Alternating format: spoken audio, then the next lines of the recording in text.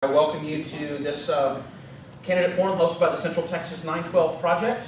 We're going to go ahead and open up with a word of prayer, and we'll talk about who the 912 Project is, and we'll get going from there.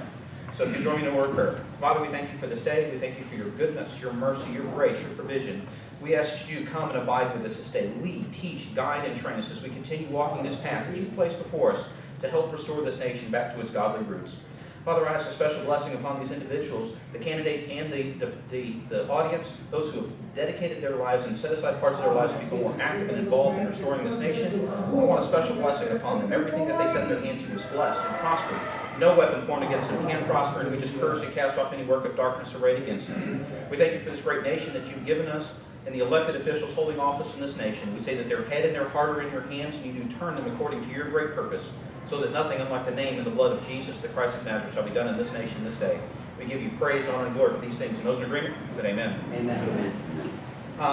The 912 Project, there's oftentimes a lot of confusion on what the 912 Project actually is. So I'm going to quickly go over what the 9 principles and the 12 values are that are at the heart of the 912 Project. The 9 principles: America is good. Number 2, I believe in God. He is the center of my life. 3, I must be a more honest person today than I was yesterday. 4, the family is sacred. My spouse and I are the ultimate authority in my family, not the government. 5, if I break the law, I pay the penalty. Justice is blind and no one is above it. 6, I have the right to life, liberty, and the pursuit of happiness. There is no guarantee of equal results. 7, I work hard for what I have. I will share it with whomever I choose. It is not the government's role to make me charitable. 8, sharing my personal opinion and disagreeing with authority is authentically American. 9, the government works for me and answers to me. I do not work for the government nor answer to it. And the 12 values: honesty, reverence, hope, thrift, humility, charity, sincerity, moderation, hard work, courage, personal responsibility, and gratitude. And so the concept behind the 9 principles and 12 values is if we can agree on the majority of these, and we actually have a starting point where we can actually help restore our nation back to its roots. So we're going to keep the same format that we've had over the years. It seems to work out well for us. We're going to open with 3-minute opening statements. All the candidates will get the same 3 minutes. Then we'll start the question and answer portion of the video of the forum. All the candidates will get the same questions. There's a couple that are kind of specific, but that's easily handled. They'll get 3 minutes to answer each question, and if there's a need for a 1-minute rebuttal, just let me know, and I'll go ahead and give you 1 minute to respond to what has been said. We have more than enough questions to make the hour and a half. So as I told our candidates, blessed are the brief, for they shall be asked back, and brevity is the soul of wit. So I know it's difficult when you give lawyers the floor to get them to be brief and concise, but that is the request at this point. But I will give you 3 minutes, and after 3 minutes, if you're in the middle of a thought, I will let you finish your thought if you're on topic. If you're on a rabbit trail, I'll probably just interrupt you, and then as soon as you finish your thought, we'll interrupt you and then move on to the next person. So we're going to go ahead, and I determined whoever was going to be sitting in the second chair for me was going to go first today. I'll let the candidates choose at random where they were going to sit. So Leslie, you're going to get 3 minutes to start. I will be the timekeeper. And I do ask members of the audience, if you have a personal nuisance device, if you would please put it on silent or turn it off. That would be wonderful for our candidates. So Leslie, the floor is yours. You have 3 minutes. Thank you. Good morning. My name is Lesli Fitzpatrick, and I want to be your next county court at law number 2 judge.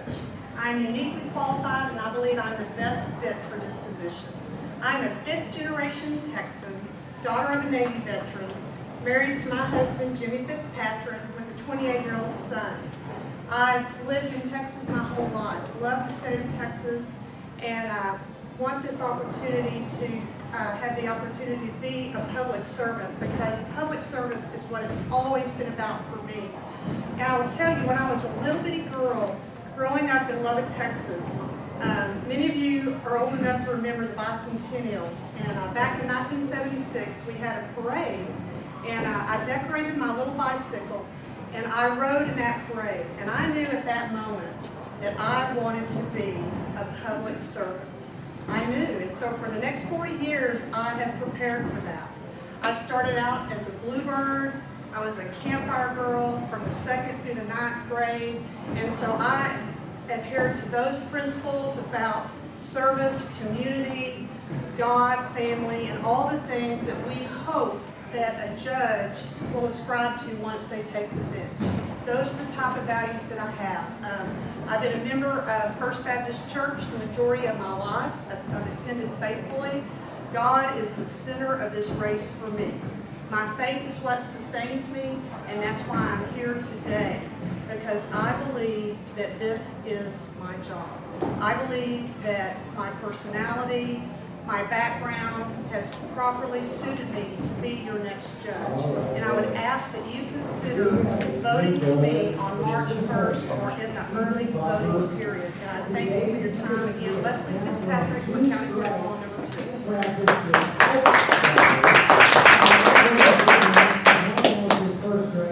I'm going to give him my first grade match. Congratulations. Good morning. My name is Laura Parker, and I'm a candidate for County Court of Law number 2. Just a little bit about my family. I'm married to Alan Jones. He's a detective with the Indiana Police Department, and he's been in law enforcement now for about 17 years. We do have one son. His name is Gavin, and he attends Montessori here in Georgetown. Also, as far as our church life, we go to Wellspring United Methodist Church here in Georgetown. We've lived up here for about 13 years now.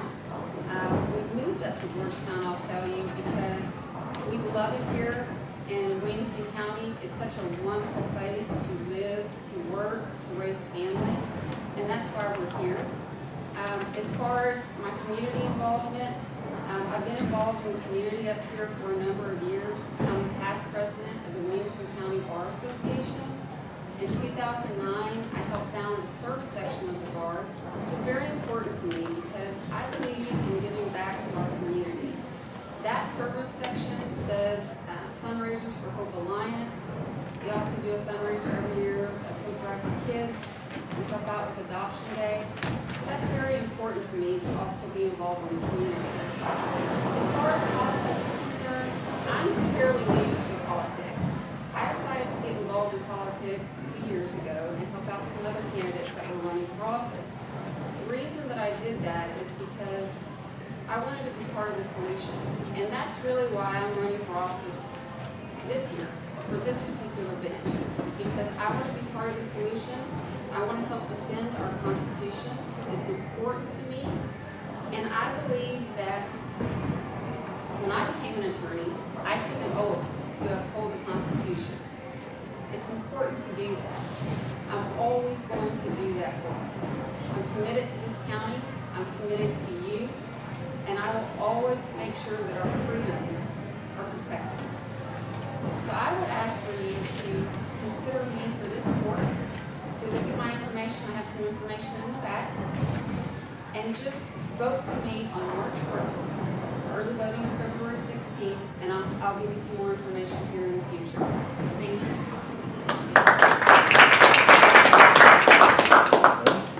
Good morning. I want to thank you for the opportunity to come address you this morning. My name is Warren Oliver Waterman. I'm a candidate for County Court of Law number 2. A little bit about me. I'm here with my wife Cynthia.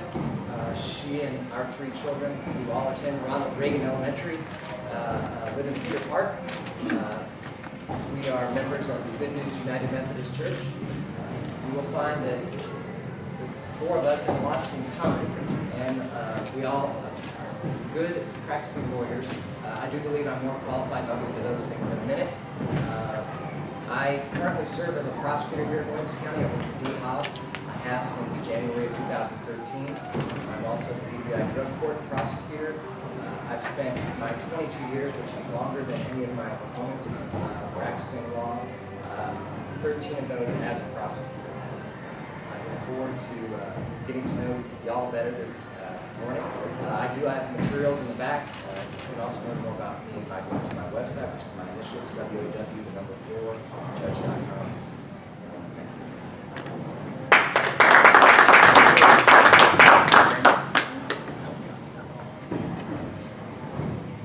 My name is Brandy, Hallford, and I want to be your next judge for County Court of Law number 2. Thank you for having me this morning, and thanks for giving us the opportunity not to be so rushed and for you to really get to know us. Well, as a woman it's hard for me to talk about myself, so I've had to learn how to do that throughout this race. And spending 3 minutes about me, well, just be patient with me. I am married to Jerry Hallford. We have 4 children. We have lived, worked, and raised our children in this community. Williamson County is very important to me. We're invested in it. One of the reasons I'm running is because of the county we are. We're a conservative county. It's safe for our children. I want to be part of that, so it's maintained. It's a place where people want to raise their children. My husband has been a police officer for 25 years, 20 of those years for the city of Round Rock. The 4 children we have, our oldest is in the Navy. Our next one is 21 and working in our community. And then we have a senior in high school, which is sad. He's about to leave. He's kind of our little walking ray of sunshine. And I don't know how many people you can say about your 17-year-old like that, but he truly is. He's a very good child. One of his main things he does is he's church going. He's very active in our church group.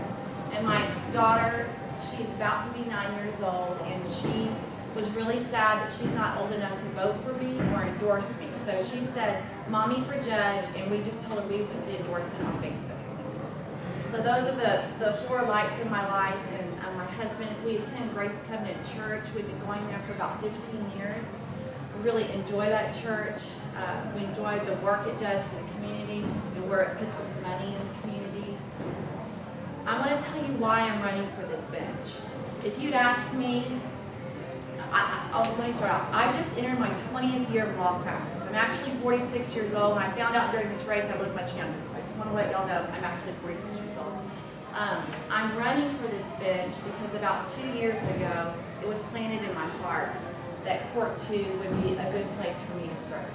At the time, there was a sitting judge, and he talked about retirement. I didn't know he was going to retire because he was a real hard worker, but in my mind, that's where God wanted me to be.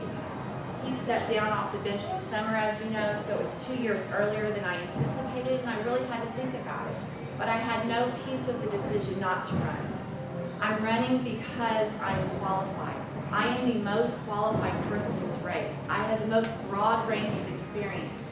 This court oversees criminal cases, family law cases, child protective service cases, civil cases, and mental health civil commitments. And we'll talk about my experience later, but I have extensive experience in that area. Thank you. Okay, now the first question, I've already told them what their first question is going to be, and that's the last question that they already know the answer to, or know what the question is. Please tell us about your professional experience. It gives you the expertise necessary to sit as judge on the County Court at Law, Place 2.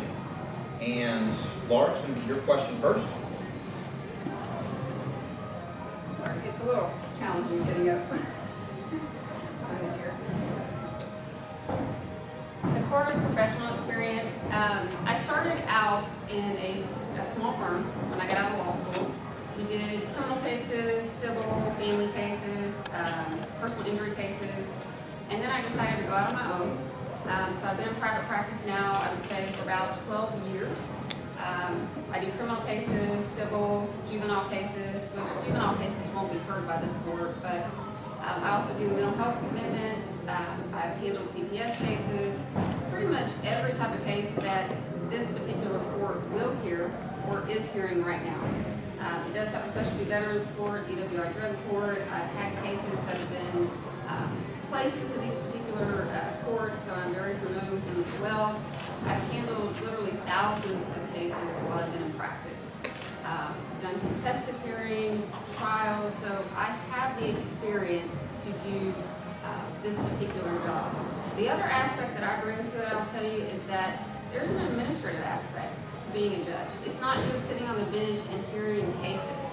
I actually, before I became an attorney, worked in a family business, so I understand how to handle a budget, how to manage employees, do some of the little small things that you wouldn't actually think of. And I've done that as well, being a solo practitioner. I've had the same employee for 12 years now, which I think speaks volumes as far as what type of employer she thinks that I am. And again, that's, managing employees, and a civil practitioner. I've also been on the Williamson County Bar Association board for 6 years. It's a 6-year commitment, and we do a lot on that board. So those are the types of things that I bring to this particular court, and I think that I've got the experience for doing the job. Thank you.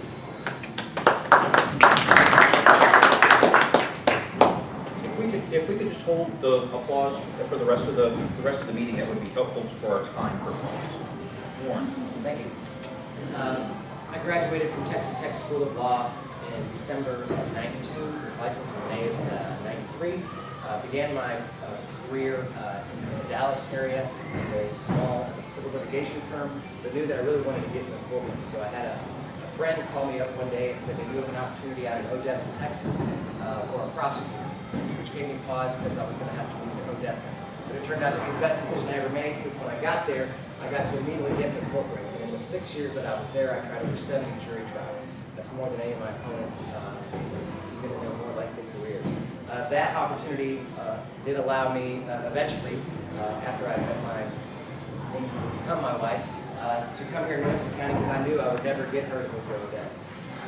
So we came here. I went to work for Gene Taylor in 2001. I worked my way up by trying cases to become chief of the juvenile division, where I handled juveniles who committed all ranges of crimes, to very serious felonies, sexual offenses, those sorts of things. After Gene Taylor was defeated in his primary, I knew that I did not want to be a member of the next office. It was a good opportunity for me to go into private practice. I spent 5 years as a criminal defense lawyer and juvenile defense lawyer, where I tried cases in this court, in our courthouse. Then I spent, took a little diversion of a path and became a title insurance lawyer, general counsel for a title insurance company of all places, Rhode Island. My wife and I moved there for a little over 2 years, knowing that we'd come back to Texas again. We never sold our house, we let our preacher get it. Came back to Texas in 2011. In 2012, when Dean won his primary, my wife heard him and wisdom said, you should call me. She knew what I really enjoyed, I was a prosecutor. So I became a retread prosecutor. That is, I switched, took off my white hat and wore my black hat and put the white hat back on. I've been trying cases since 2013 in Dean's office. I've also been the DWI drug court prosecutor, which is a specialty court. There's a lot of good work that's been assigned to court number 2. I've done a lot of good work with the younger lawyers in our office, where I've been a mentor to them, helped them become good lawyers, and I'm proud of that work. I think I certainly believe that I am the most qualified to take this position.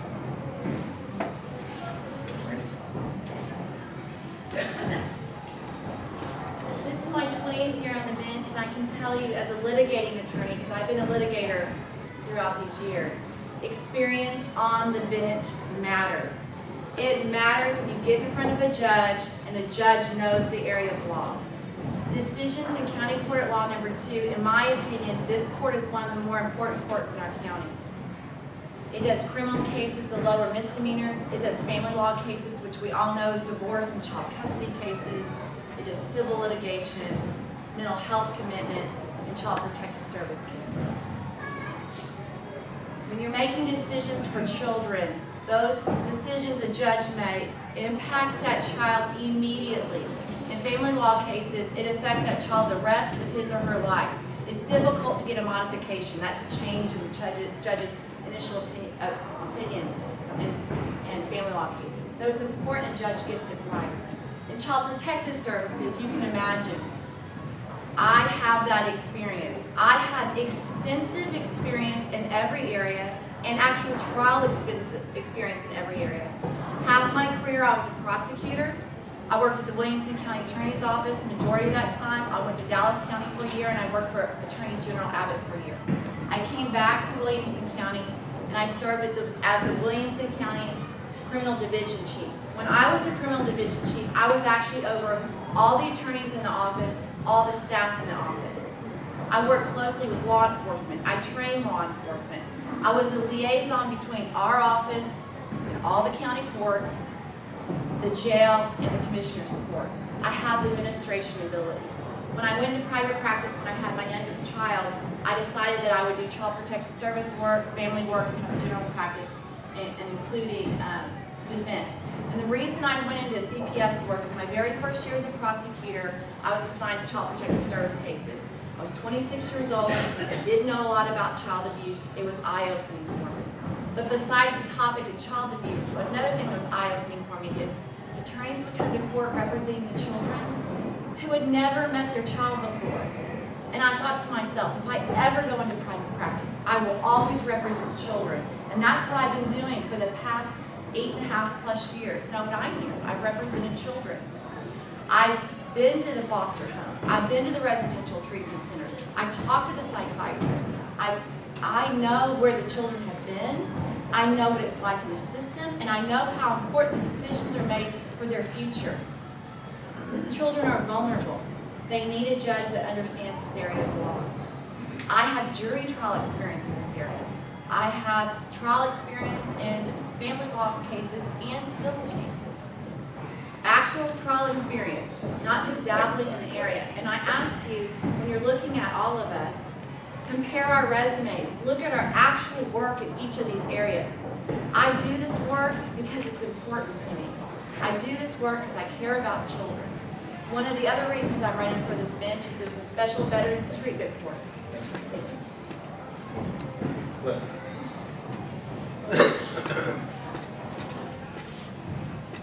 Good morning again. I'm Lesli Fitzpatrick, and I believe I'm uniquely qualified to serve as your next judge for County Court of Law number 2. I started out as a prosecutor in the same county attorney's office as Waterman back in 2001.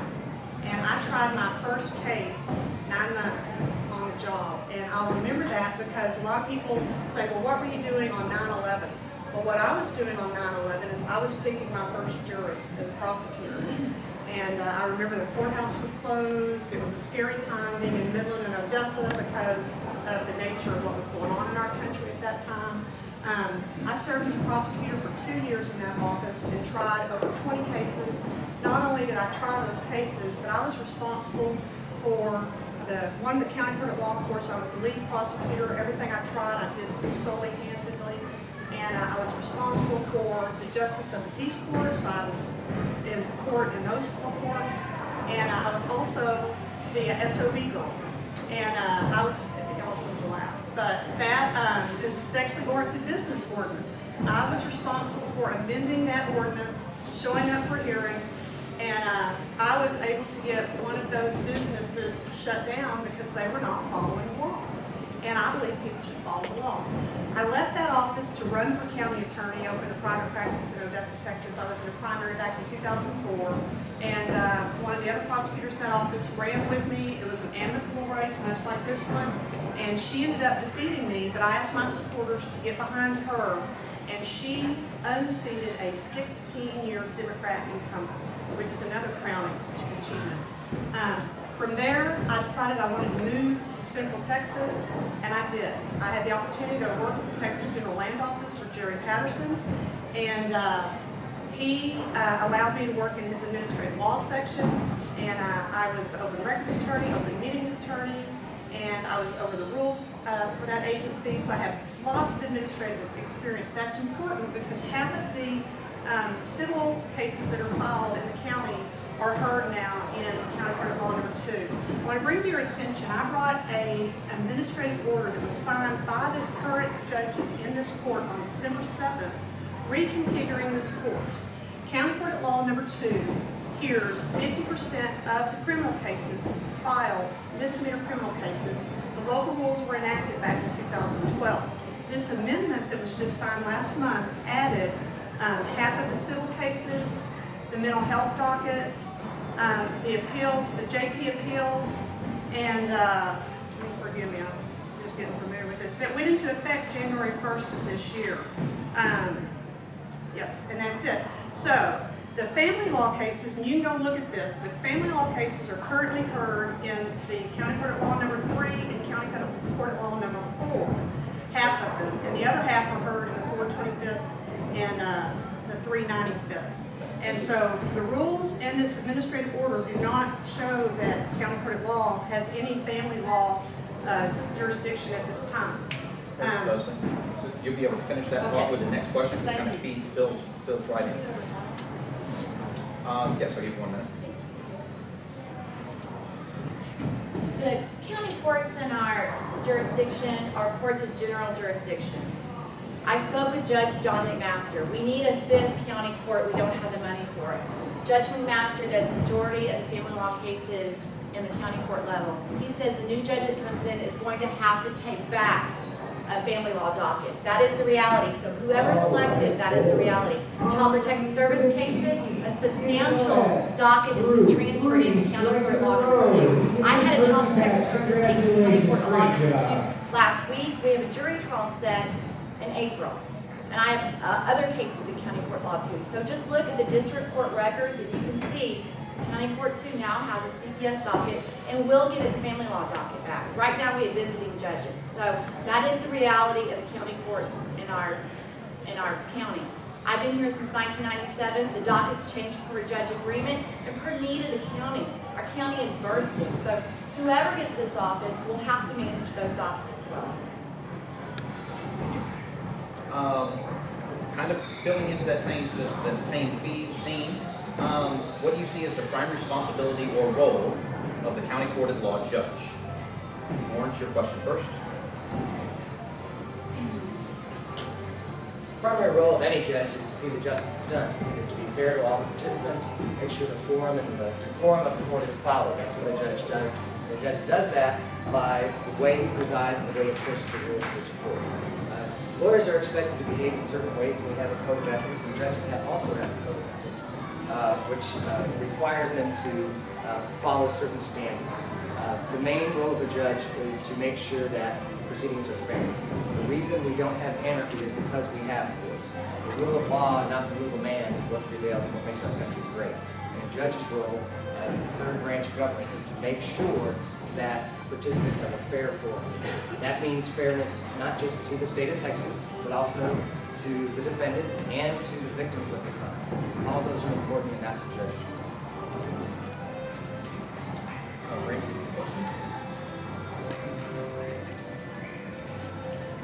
You know, I could give you technical terms of what a judge role is, but it's really to have a level playing ground when the participants come in. People come in and they want to be heard. They want you to rule justly and reasonably and by the law and not create new law. And that is what I've appreciated from certain judges as being a litigator. That I go in and my position is heard, that if I present law to you, that you read it and you look at it and you make a decision based on the law and do fair and just rulings. And really that's the heart of the matter, because you're dealing with people's lives, you're dealing with community safety, and you need to weigh all that and make decisions by the rule of law, and not decisions that you think should be made, but following the rules and following evidence. Leslie?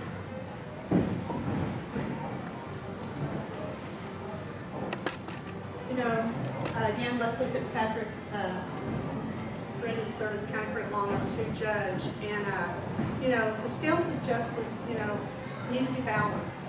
You know, justice is blind. And so as a person that will be coming into my court, I want you to know that you're going to have the opportunity to be heard. You're going to have the opportunity for me to take a look at the facts and the law of every case that comes before the bench to make sure that justice is done. You know, this is a very, very high calling. The public trust is at stake here. And we want to make sure that whoever ends up with this position realizes that a judge is held to a very high standard of accountability. And I welcome that high standard. I think that ethics and public service go hand in hand. And in light of the things that have happened here in the last few years regarding some of the judges in this county, I welcome the scrutiny that will come with this job, because I think it's necessary that we have a public servant that is going to ensure that the public trust is taken care of, ensure that litigants have that fair day in court, and that you're proud to call that person your next county judge. Again, Lesli Fitzpatrick for County Court Law number 2. Laura?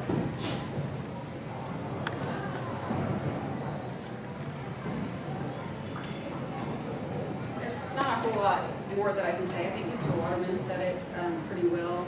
I think the judge's role is to see that justice is served, and you need to listen to the litigants that are in front of you, and you need to be a model of fairness and integrity.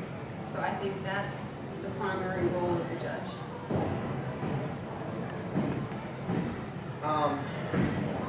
Going along the lines of where some of these questions or the answers have gone, the group of judges in the courthouse annex divides up the docket periodically. So the current types of cases heard in court number 2 could change. Please explain your experience in other types of law that's not currently on the County Court of Law number 2 dockets. And it is Brandy's question first. When we talked about all the areas that County Court 2 is now hearing and will hear when the new judge comes in, but one of those areas that the court has general jurisdiction over is probate law as well, guardianship law. Right now, those cases are being held in County Court of Law number 4. If Judge McMaster is not on the bench and needs one of the other judges to come in to save them the county money, getting a visiting judge, I have experience in probate law as well and guardianship law. So that's one area that I don't anticipate Court 2 getting any cases from, but if it does in the future, I've done that area of law as well. The last half of my career, my 20 years of practice, I've done in general practice, so I have a lot of experience in a lot of different areas, which has helped me, gotten me ready to serve as your next judge. And so for taxpayer purposes, saving money, I'm ready to help Judge McMaster's. I can hop in court and help Judge Brooks. I can hop in court and help Judge Arnold. I believe being a judge, you should be a team player and be willing to do that as well, and not have the need to get so many visiting judges. The district courts have started to do that, and it's saving the county a lot of money. So that's another reason it's so important to get a judge in there who is really qualified in every area of law that the court has general jurisdiction over. And as I said before, since 1997 that I've been a part of the courthouse, the dockets change per agreement and per need of the county. So you need a judge that's ready and willing and experienced to rule in all those areas. And that is me. Thank you.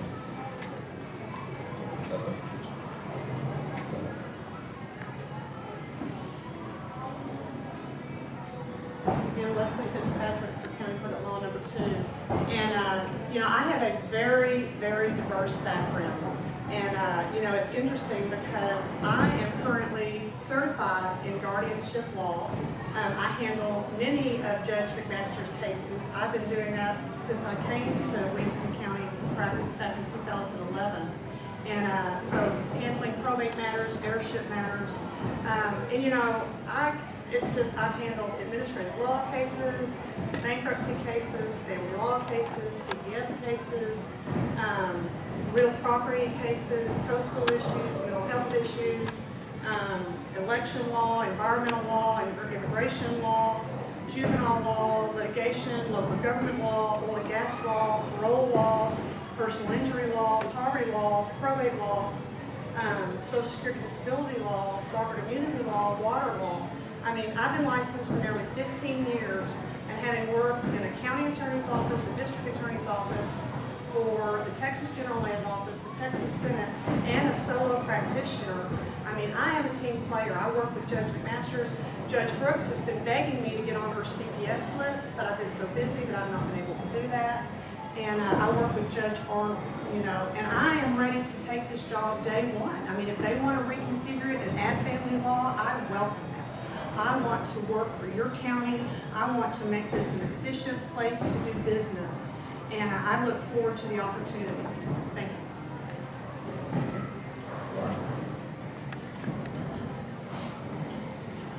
Can you tell me again what the question was?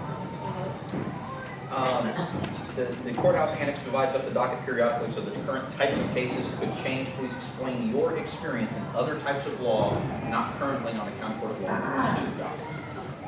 So County Court Law number 2 will be getting, I think, half the civil docket. I've handled cases when tenant issues when I first started practicing. I've also handled cases in JP court. They will be getting in cases JP appeals is my understanding as well. I've handled juvenile cases for a number of years. I've also handled, like I said, personal injury when I first started practicing, some family cases. So with that would be protective order hearings, which goes kind of hand in hand with criminal cases, because a lot of times when you get a criminal case, like an assault and violence case, there may be a protective order that goes along with that, so that is kind of quasi-criminal. I've also handled cases with CPS, which kind of goes in line with the juvenile cases, because sometimes CPS can get involved with that. So that's pretty much what my area has been involved in. And mental health commitments as well. I've handled cases all the way up through basically trial with mental health cases and trying to get people diverted from the criminal process and getting them treatment for their mental health issues. Also, Veterans Court, I've handled cases in there, put clients through the Veterans Treatment Court. Even before we had it here in Williamson County, because Travis County has had it, and so has Bell County, so I've been involved in that for a number of years, and also the DWI drug court as well. So that's been my experience. Thank you.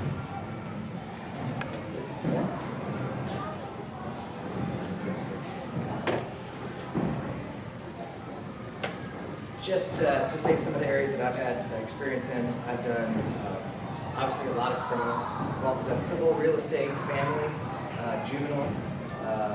I've been a family justice division prosecutor. I've also been appointed to represent the rights of abused and neglected children when I was in private practice. I've done JP work. I've prosecuted and defended people in municipal and JP court. I've also pursued mental health and chemical dependency commitments for people that needed to be told they needed that help. But really being a lawyer is about a commitment to lifelong education. So no matter what, how long you've been a lawyer, you're going to find a case where you haven't handled that. You're going to have to educate yourself and be able to handle it.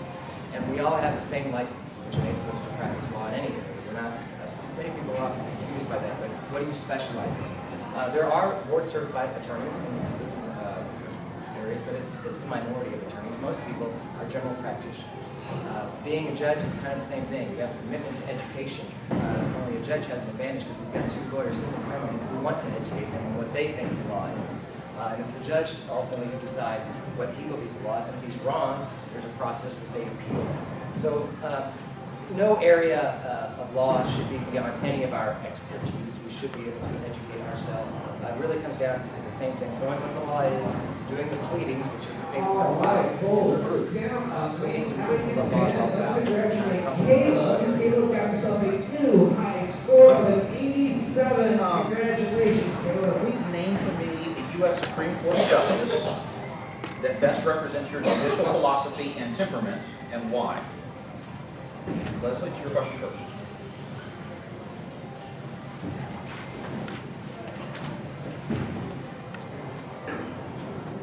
Well, the one that I really think, again, Lesli Fitzpatrick for County Court Law Number 2, the one that I really think that my particular philosophy lines up the best with is no longer a Supreme Court justice, and that for me would be William Reinhart. I like the 10th Amendment. I'm a 10th Amendment gal, but I know it needs to be an active Supreme Court justice, and so I would have to say my philosophy is more in line with Scalia, maybe a little bit of Thomas, and if you look at history, they used to, there's decisions for many years, they were like in the 90th percentile how they wrote in regards to handling those cases that were heard in front of the Supreme Court. But I think that states' rights need to be protected. I think that the federal government needs to stay out of the state's business, and I think the Constitution needs to be protected. And that is a sacred document, the Bill of Rights. Those are documents that founded this country. And so to have the executive branch usurp those powers is very, very troubling to me. And so I want to stick to the rule of law as it is. And the law is fluid, it changes. That's why we have the United States Congress that handles our federal laws, and we have our state legislators that handle our state laws. All right. And so I would hope that I'm more along the line of being formalistic and would hope that whatever judge serves on the bench would be in line with the Republican Party's point of view, which I think tends to be a little conservative. And, you know, one thing I'll tell you real quick that I failed to mention is that I stepped down as precinct chair for the party. I'd served for 2 years to run for this office, and before that I was the general counsel for the Williamson County party. So it's important that, you know, that's another area of public service that I think's prepared me to be your next Republican court judge. Thank you. Laura, a question?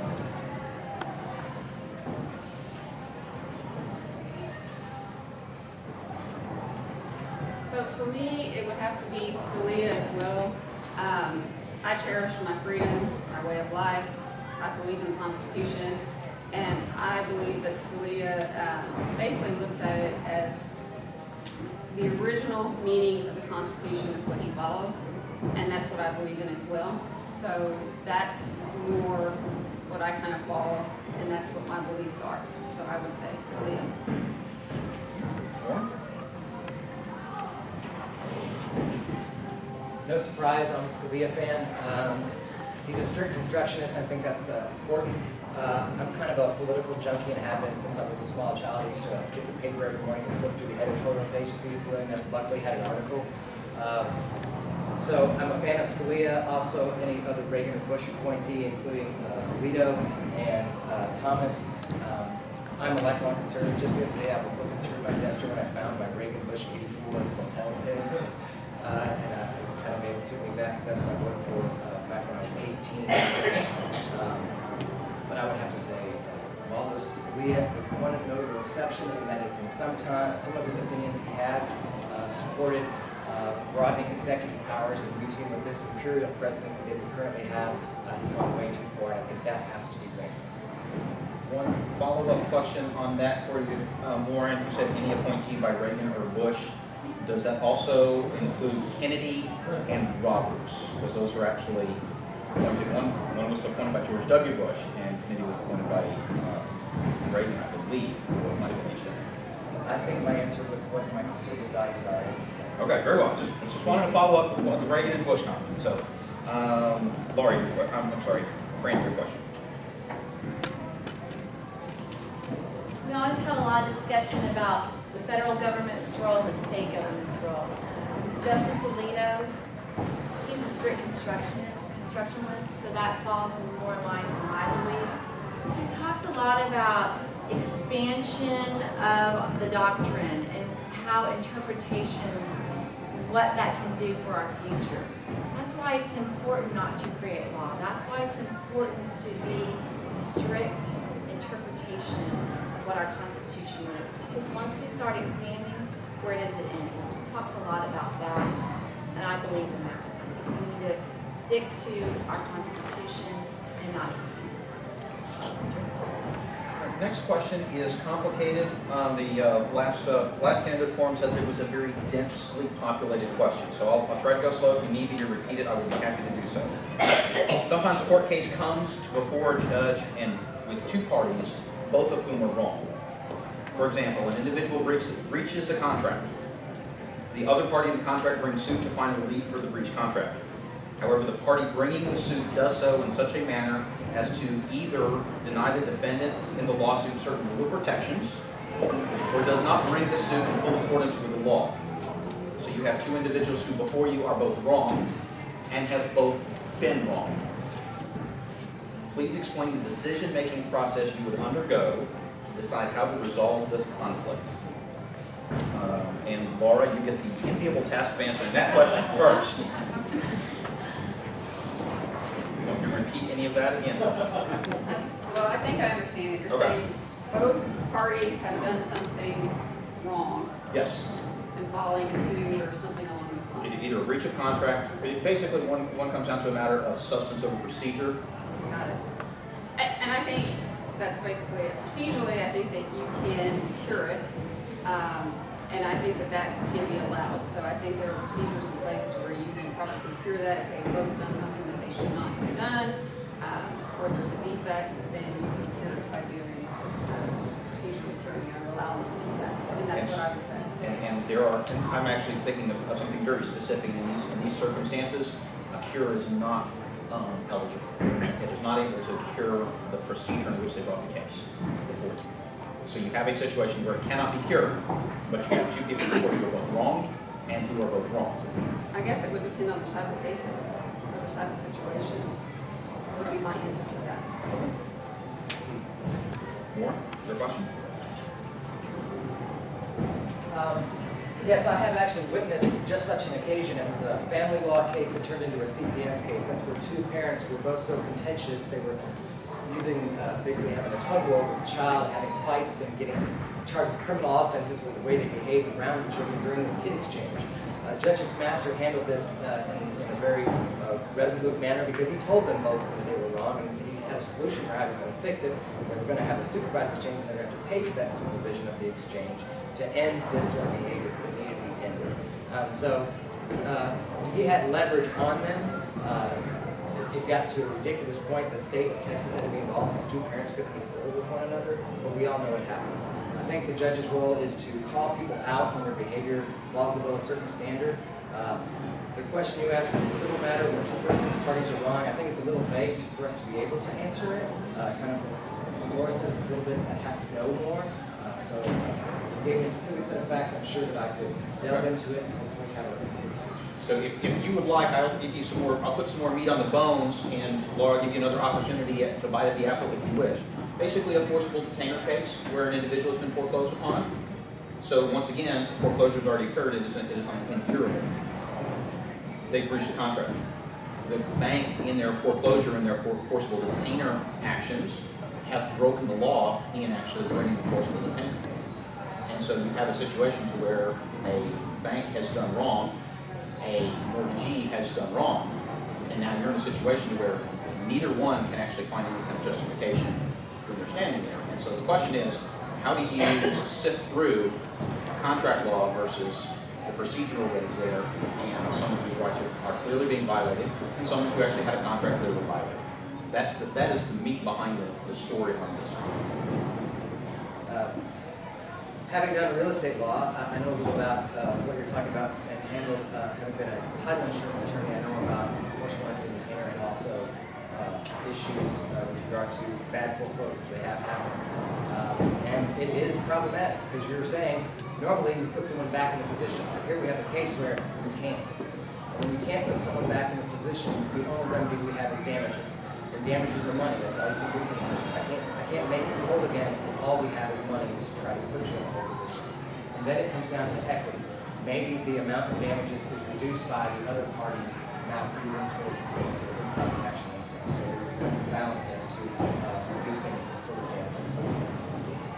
Very well. Laura, would you like another bite at that apple? Well, I would say he's right. And it comes down to damages, and it comes down to what can you do to make him whole again, or how can you make it equitable again. So that's probably the only thing you can do at that point. Brandy, your question? Since the facts of that case was directed, I'm just going to talk about a similar type situation. I was in a child protective service case with Judge Juergens, and we're at the final hearing, and one of the parents' attorney filed a late counter petition. And I think that parent's attorney, they were right in filing that counter petition. And I think that counter petition, the relief it was asking for, was in the best interest of the child, and it would have helped the child. But they were too late procedurally. And so although he as a judge would like to have ruled on that counter petition, he could not under the law. So there's certain situations you just have to balance, and as a judge, you just have to make the rulings on procedural matters, even if it's not always best for the client.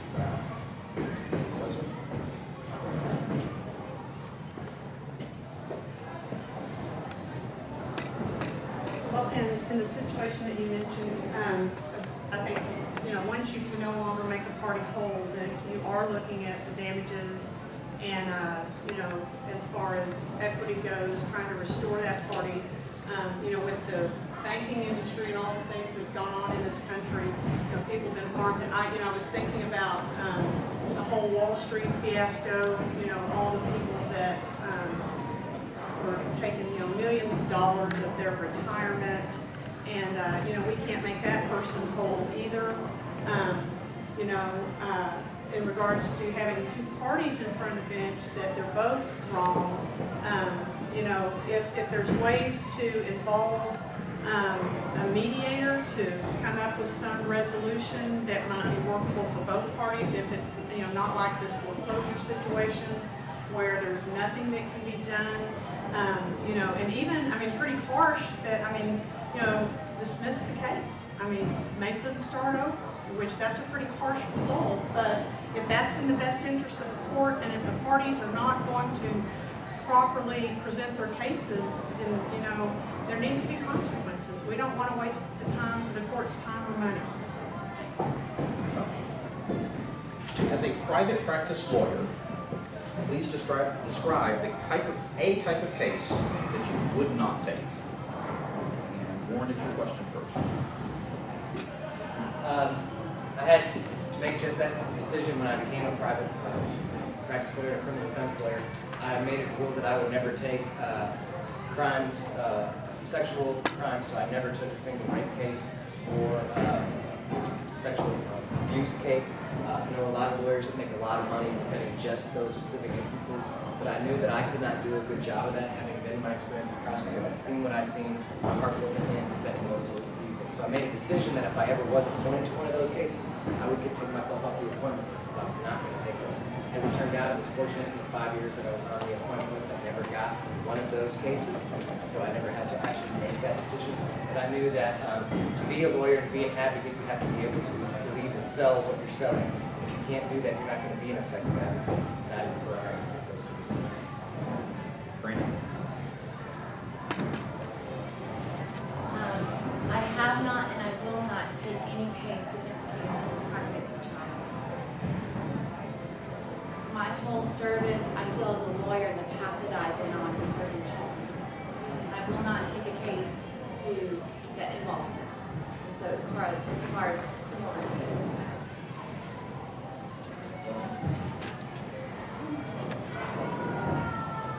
Well, again, Lesli Fitzpatrick, County Court at Law number 2. There's several things I thought about because, if I'm elected on March 1st, then I'll be taking office, shortly thereafter.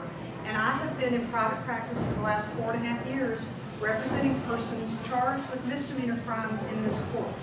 And so, of course, if one of my clients was placed on probation and a motion to revoke their probation came before me, I would absolutely recuse myself. That certainly is a conflict of interest.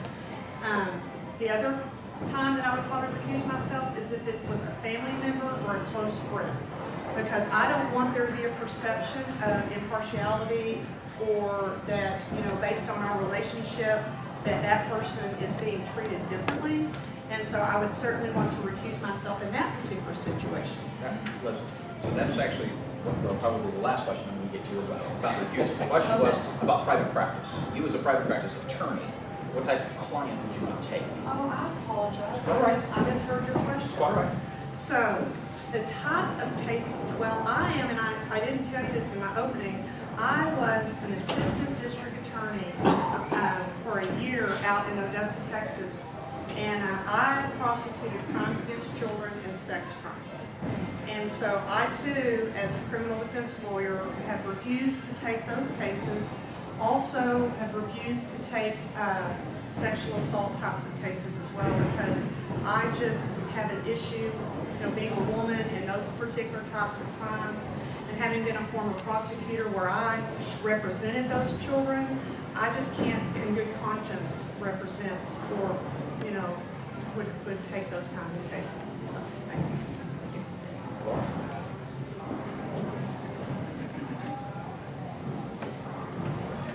So for me, it's the same thing, and it's more because I'm a mother. I have a 6-year-old son, Gavin, and taking a sexual assault of a child case is pretty difficult for me, so I have not taken those cases. Because anytime I see a child, I see my own son, and I think that it would be too difficult for me to take that type of case, having a 6-year-old boy, a 6-year-old son, and being a mother. So that's why,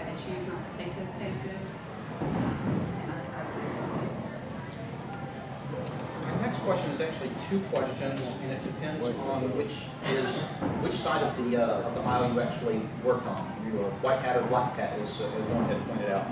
I have a question specifically for someone who was a prosecutor for the majority of their legal practice, and one specifically as a defense attorney. And it is Brandy's question first. So you specialize on both sides, so I can. Okay, so the two questions are: as a prosecutor, you have prosecutorial discretion as to which cases you will prosecute, which ones you do not. Please describe a situation with no identifying information, obviously, where you have used prosecutorial discretion. Why? And as a defense attorney, please describe a case, obviously with no identifying information, that keeps you up at night. So those are the two questions. One is prosecutor, one is a defense attorney, one on prosecutorial discretion, and one as a case that you worked that has kept you up at night. Brandy, it is your question first. I'll let you answer on whichever side of the fence you wish to answer. I'm going to answer on the prosecution side. Prosecution side, use prosecutorial discretion. If it's been a misdemeanor case, the person is very young, they've never been in trouble before, they made a bad choice, they've admitted their guilt, and the defense attorney has provided letters of character from churches, from church people, from school teachers, from people in the community. And they've gone above and beyond and did community service work, did something to restore the bad choice that they had made.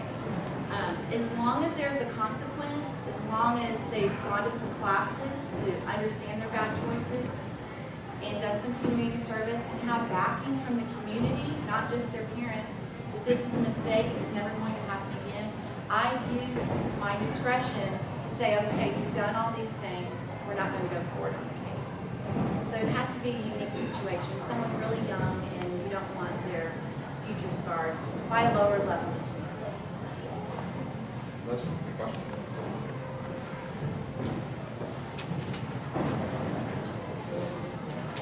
Either one, or if you can squeeze it into 3 minutes, you can answer both ways. Okay, great. Lesli Fitzpatrick for County Court at Law number 2. When I was the prosecutor for crimes against children and sex crimes out in Odessa, there was a case where it was injury to a child, and there were 3 child victims, and the perpetrator had put these children in a chicken coop at night, and they were like getting pecked by the chickens, and they were tied to beds, and they were not fed, so they were malnutrition, and so they were traumatized for probably about 2 years before somebody finally figured out what was going on in this household and charges were brought against them. And so as the prosecutor of these crimes, I would bring the children in and talk to them. And this one was, I was involved with CASA. They all wanted this one to go to trial because, these were bad people that needed to have some consequences. Well, these little children were seeing a counselor and had been in counseling, and the counselor came in and talked to me and told me that if I put these children on the stand and if they had to relive the horrors of their last 2 years, that they would be in a worse place than I found them. And so we didn't prosecute those cases, because I did not want to inflict any more harm on those children. And it was hard. Law enforcement, CASA, they were not happy with that decision. But in my heart of hearts, I was happy with that decision because those children had been through enough, and I was not going to inflict any more harm. Laura? I think what's hard for me a lot of times is doing the juvenile cases. And when I first started practicing and doing juvenile cases, I had a young girl, she's about 14, 15 years old, had been through the system already numerous times, was at a point where she had done treatment. Basically in the juvenile system, you can be placed on probation and receive treatment in the home. So you're at home and you receive, whether it be substance abuse treatment or other types of treatment with family counseling and things of that nature. And eventually, if you keep going through the system and keep getting arrested, you may get to a point where you are placed outside the home where you are receiving treatment. And so this girl had already been through a number of placements outside the home, and she was telling me, I just want to go off and go to TYC, which is the equivalent of prison, basically, for juveniles, I would say. So it was very hard for me because the girl did not really have a good, I would say, upbringing. Her parents were not there for her. Her parents have been, her father had been to prison himself. Parents had substance abuse issues. So the juvenile cases can be very difficult. And that was very difficult for me, that particular case, because as an attorney, you try to get your clients help and try to advise them the best that you can. But sometimes they're still your clients, and if they tell you, this is what I want, this is what I want to do, you have to, follow their wishes. And this is what this little girl wanted. She wanted to go off and go to TYC, did not want to do any more treatment, and that's what we ended up having to do. It was very difficult for me. So those juvenile cases can be very, very difficult, and that's what I would share with you guys. Thank you. As I understand the question, Describe prosecutor discretion, prosecutorial discretion, and then something's got as a defense attorney, something's hit you. As far as prosecutorial discretion goes, it's used a lot, really. There's situations where you talk to a defense lawyer, he has a story he wants to tell you, you say, well, help me build my file. So that and what I mean by build my file is, I, as a prosecutor, put my job on the line with nearly every decision I make. There's any particular case that comes before me, I can make a decision that would cause my boss to have to fire me. So I just need to be able to justify any decision I make. I don't need to go ask him every time. I make those decisions, and I know that I can stand behind those decisions. I can justify my decisions for what I do. So sometimes you get the lawyer to build your file. Perhaps a situation is clearly described, a young person, no prior troubles, well-liked in the community, you get a bunch of preacher and teacher letters in the file, we make use of community service, maybe it goes away. It doesn't happen always. There has to be accountability, but you have to look at two things always. There's the crime itself and the person who's accused. So yeah, prosecutorial discretion is used a lot. I think in an opposite way, it's also used when I have victims of domestic violence come to me and I'm a little suspect into why they want the charges dropped. Perhaps it's a little too close to payday. Perhaps they fear the perpetrator of the violence, that he's going to do worse if they don't go up there and get those charges dropped. And I've many, many times in my career said, you need to understand, you were the victim of the crime, the law of the state of Texas, and that's me. So you can tell him you came in here and you begged me and you pleaded with me, but I'm an SOB and I ain't dropping the charges. So that's some discretion we use to help protect the victim even when they're telling you they want the charges dropped. As far as something that's kept me up at night, much like Laura's situation, it was a juvenile. I was charged with keeping him out of TYC. He sat in detention for many months. As he told me, he was accused of ag assault with a deadly weapon. And he told me the very first time I met him, Mr. Waterman, if I wanted to stick him, I would have stuck him. I didn't have the knife out of my pocket. Despite his difficult situation and despite what he was facing, his peril of facing going to TYC for a very long time because it was a determinate sentence case, which means he could have been many, many years and then been transferred to adult prison for this crime. He said it didn't happen. I won a trial. I was able to win that trial against someone who's now a fellow prosecutor. But the one thing he said to me was, I said, "Maria, you sure have a lot of faith in the system." He said, "No, Mr. Waterman, I have faith in you." And that, to this day, is my proudest moment. Thank you. In cases of forcible detainer, the issues of title and possession are currently handled separately in two different cases. Judge McMaster's County Court of Law No. 4, which currently hears these cases, believes that they should be combined. Do you agree or disagree with the idea that possession of property and title of property should be handled in a single court case, or should they be handled in different court cases in different courtrooms as they are currently being handled now? Leslie, it is your question.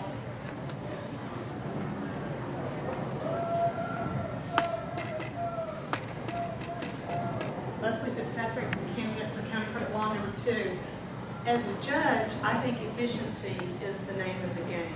And if it's possible to try two matters together at the same time to save litigants from having to be on two separate dockets, show up at two separate times, I certainly would be open to that. And in this particular instance, if we can marry the two and make the dockets smaller, make your time more valuable, I would certainly welcome the opportunity to handle these cases that way. Laura?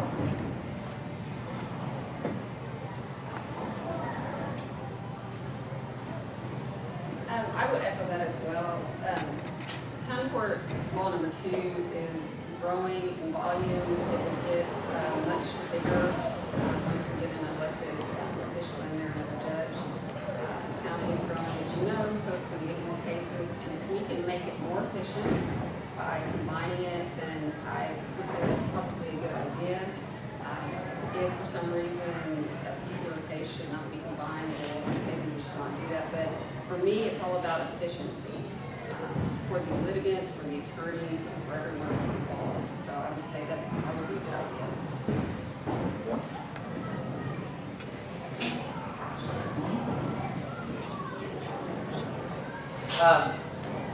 Much like in divorce cases, there can be multiple issues handled in the same case. Divorce, they deal with, custody, property division, all those sorts of things. So I think there's no reason that it couldn't happen that way, as long as, I think we should call it maybe a Rotarian sort of approach this, as long as it's fair to all concerned. So I think that's the question you have to ask, is it fair to all concerned to do it that way? If there's an argument that it's not, then clearly there need to be separate procedures, but if it's for efficiency, there's no reason it couldn't be combined. And if Judge Master says it's a good idea, it's probably not. I think the heart of the matter of this question is judicial economy. In Williamson County, I can speak for Williamson County because that's where I practice every single day. There's not enough time in the day to hear every case that's been filed. When a case actually reaches a trial level or a hearing level, there's time limitations put on it. That's just how busy Williamson County is. If there is a case where it's the same witnesses and similar issues and can be heard in front of one judge, that makes sense. And Judge McMaster has been on the bench a long time. He's good in this area. I echo it. He says it's a good idea. He's a fair and reasonable man. It's a good idea. But again, it comes down to, are we litigating the same information and making just different decisions? If we're litigating the same information, that's judicial economy, and I would agree.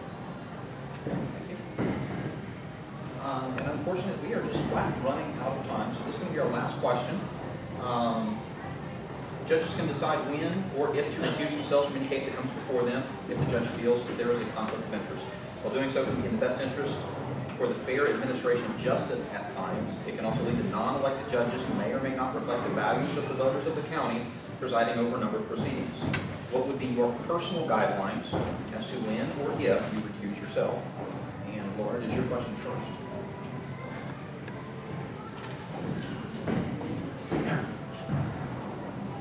Well, I've actually had this come up as an attorney. My husband is a detective in the police department, so I've had to not recuse myself, but do a motion to withdraw, I guess, off of certain cases where he's been the detective on the case. So if that were to come up and he was the detective on the case, I would recuse myself, transfer the case to another court. If there was any type of family member involved, I think I would need to do that as well. If there was any type of business relationship, I would do that as well. So really for me, it's about erring on the side of caution and looking at it to make sure that there's no sense of impropriety.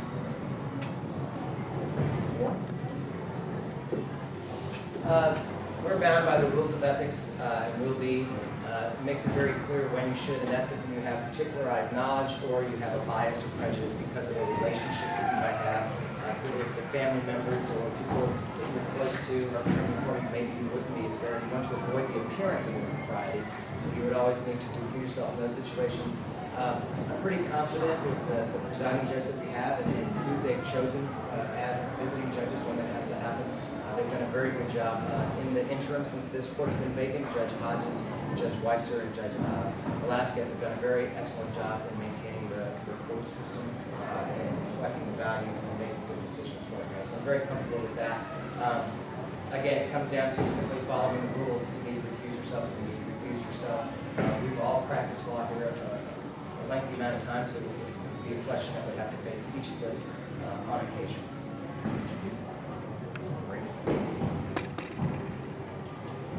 As this group knows, because you're a very educated group, the role of a judge is an impartial decision maker, and that's important. You want a level playing ground for the litigants that come to your court. If I felt that I could not be impartial and give a level playing ground and make fair and equitable decisions, I would recuse myself.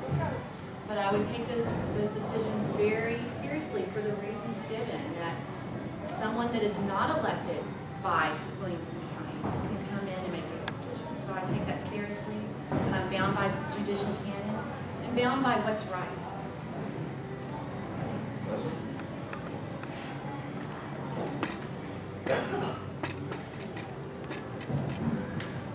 Again, Lesli Fitzpatrick, candidate for County Court of Law number 2.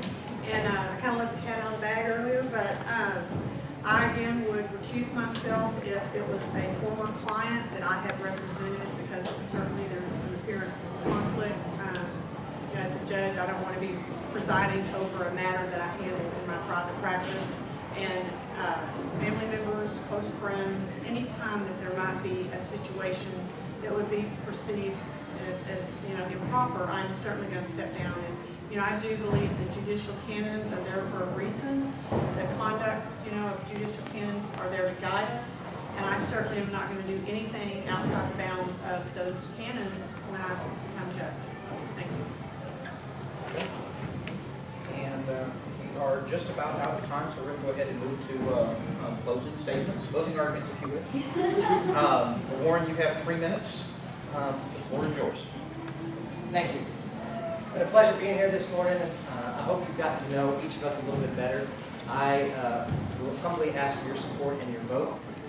I know that I'm the most qualified. I know I'm led to this position.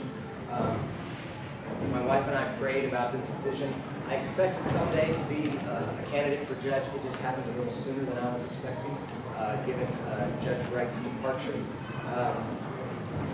He was a good man who did a lot of good things, but he also made some mistakes. And I think there's a watchword for all of us. There's been some embarrassment to this judiciary locally, even by well-intentioned people. And that needs to be restored. Integrity on the bench is something we absolutely have to have. I think my record and experience enables me to attain that role, and from day one be the kind of judge that the citizens of this county would be proud of. I think my continued employment by D. Hobbs, who I respect a great deal, who hired me when I simply said, hey, I want to come work for you, he said, okay. I think that speaks volumes. I'm proud to call him my friend and my boss. He certainly supports and has done great things for this county and will continue to do so.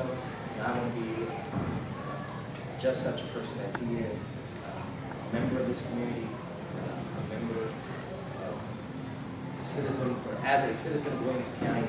I adhere to the strong conservative values that we have, and I want to make this continue to be a place where you're proud to live and raise a family. Brandy?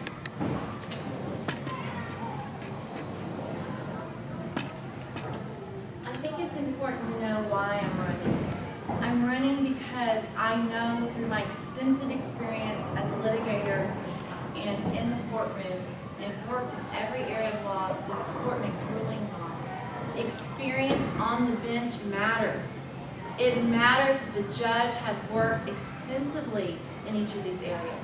I am the only one that has extensive law practice, litigating and practice in every one of these areas. My two passions that this bench looks at is my passion for children.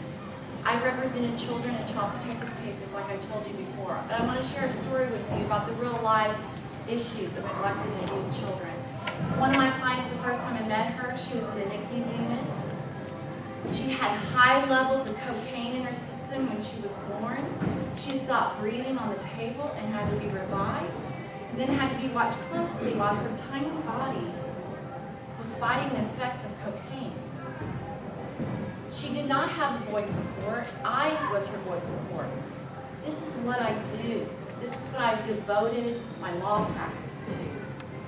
I care about these children.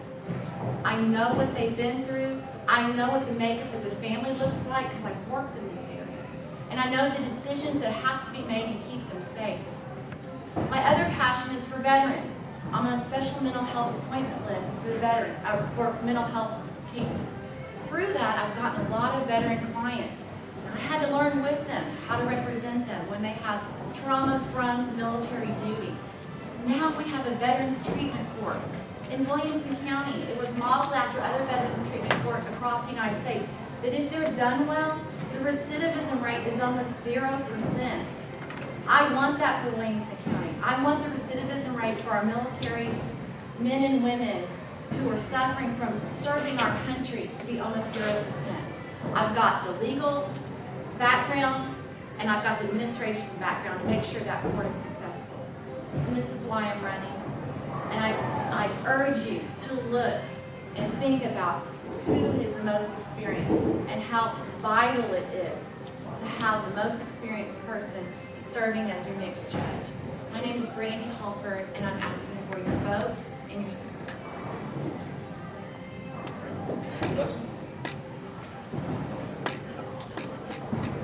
Again, I'm Lesli Fitzpatrick, and I'm uniquely qualified to be the next judge for County Court Law Number 2. Thank you so much for sitting with us this hour and a half this morning. You have things that you could be doing this morning, and you being here this morning just lets me know how important this race is to you. It's important to me. I would not put myself out here if I didn't believe in it. You know, as you know, I've been a prosecutor, criminal defense lawyer. The scales of justice are balanced, and having experience on both sides of the law, I will be able to view it from a big world perspective, which is important. The other thing for me is public service. Public service matters. I've not shared with you this morning, I have served for the last 4.5 years as the evaluator for the UWI Drug Court at no cost to the county. I've shown up week after week. I've gone to trainings to prepare to be able to oversee this docket. And you know, when I was a youth 21-year-old, I stood in front of a judge. I know what that feels like. And that was a wake-up call for me. You know, I grabbed that bull by the horns. I have never looked back, you know. And I want to be your next judge because I understand. I have an understanding that nobody on this panel has because of my personal experience. I have the legal perspective and the professional perspective. And I want to be the next judge in this county. Thank you.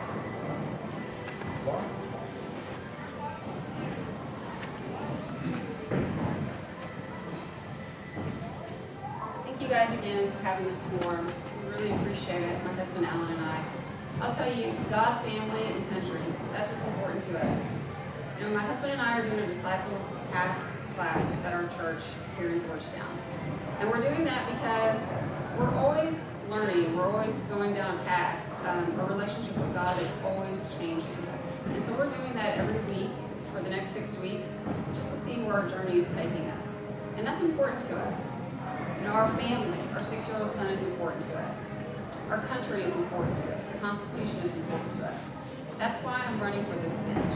Experience does matter. Ms. Hallford is right. But all of us have experience. I would encourage you to look at what this court actually handles. CPS cases, small portion. This court handles 50% of the criminal docket, and it's going to get half of the civil docket. Mental health commitments as well. UWI Drug Court and the Veterans Court. So what we're really talking about here is criminal cases and civil cases. That's what the court handles. You need someone that's going to be able to handle this court, someone that has the experience, that's going to be able to get the job done, that's going to be able to move this docket along, the scheduling, and be able to get this court efficient. I can do that. I've got the leadership skills, I've got the experience, and the commitment to this county. I've been involved in this county for a number of years. I've been on the Bar Association board for 6 years. It's a 6-year commitment. And I also founded the service section, like I told y'all earlier. This county is important to me. I've lived up here, I've worked up here, and I'm raising a family up here. I'm not going anywhere. I've been endorsed by the Williamson County Deputies Association. I've been endorsed by the Neanderthal Professional Firefighters Association. And in June, the Williamson County Bar Association had a poll that they conducted as to who their preference was for the next judge of this court. And I was ranked #1. So I think that tells you something about who the attorneys up here think is going to be the best fit for this bench. I would ask you to consider looking at my literature in the back. Go to my website, laurabarkerforjudge.com, and I would ask for your support on March 1st. Thank you.